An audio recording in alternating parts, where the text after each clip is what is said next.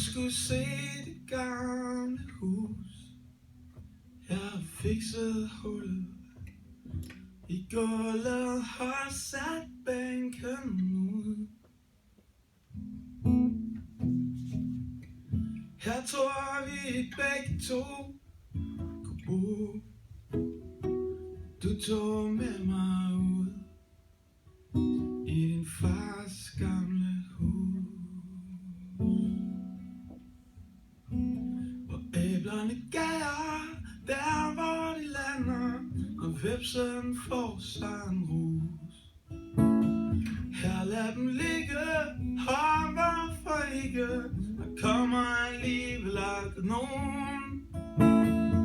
Og jeg byttede din gamle jakke fra posten væk. Til gengæld er drivhuset fuld af kajak, der er ikke længere at lægge.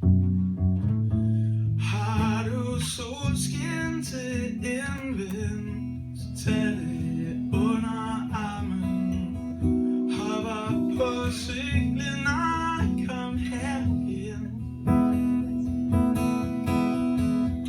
Jeg tror vi begge to kunne bo.